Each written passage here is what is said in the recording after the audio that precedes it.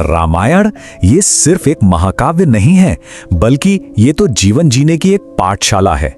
और इसकी कहानियों में ना कुछ इतने गहरे सबक छुपे हैं जो आज भी उतने ही सच हैं। तो चलिए आज हम रामायण के पन्नों से एक ऐसी ही कहानी को समझते हैं।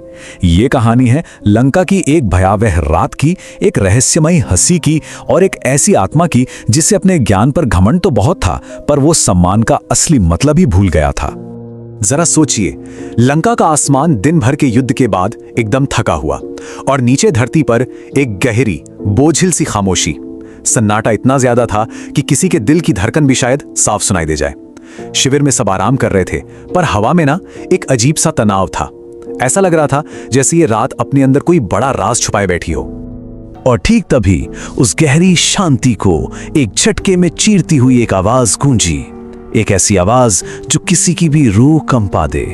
देखिए, ये कोई आम हंसी नहीं थी। ये एक ऐसी खौफनाक, दर्द में डूबी हुई हंसी थी जो पास के जंगल की गहराइयों से आ रही थी।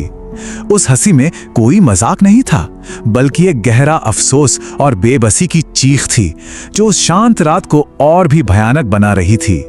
अब ये भयानक आवाज सुनते ही पवन पुत्र हनुमान जी तुरंत खड़े हो गए और बोले, प्रभु आप आज्ञा दें, मैं अभी जाकर देखता हूं कि ये दुस्साहस कौन कर रहा है। लेकिन प्रभु राम ने बड़े शांत भाव से उन्हें रोका और कहा, नहीं हनुमान, तुम यहीं रुको, इसका कारण मैं खुद जानकर आता हूं। और बस श्री राम करुणा और साहस के साथ अकेले ही उस घने अंधेरे जंगल की ओर बढ़ चले, उस रहस्यमयी आवाज का सच पता लगाने।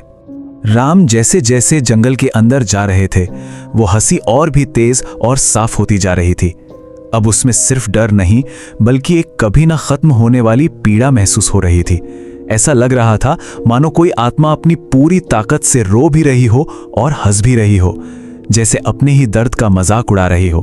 और फिर राम उस जगह पहुंचे जहां से वो आवाज आ रही थी। सामने जो नजारा था उस पर यकीन करना मुश्किल था। जमीन पर एक इंसान का कटा हुआ सर पड़ा था और वही सर बिना रुके जोर जोर से हंसे जा रहा था। वाकई एक दिल दहला देने वाला दृश्य। इस खौफनाक मंजर को देखकर भी राम के चेहरे पर डर का कोई निशान नहीं था।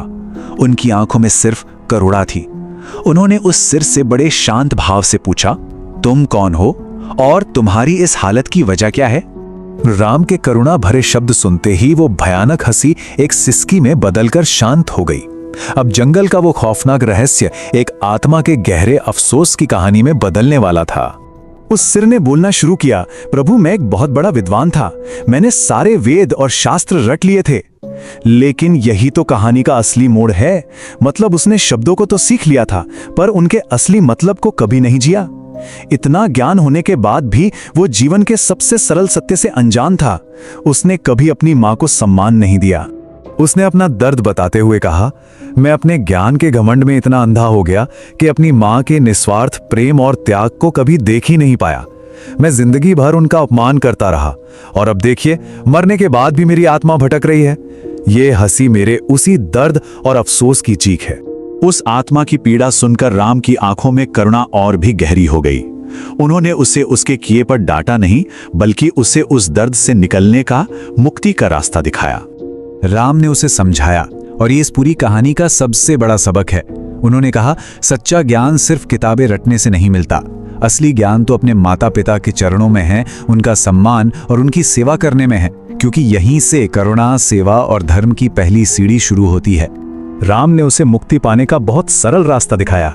सबसे पहले जो किया है उस पर सच्चे दिल से अफसोस करो। दूसरा, मन की गहराइयों से अपनी मां की आत्मा से माफी मांगो, तभी तुम्हारी इस भटकती हुई आत्मा को शांति मिलेगी। उस विद्वान की आत्मा ने पहली बार अपने ज्ञान का घमंड छोड़ा और एक बच्चे की तरह रोते हुए अपनी आंखें बंद की।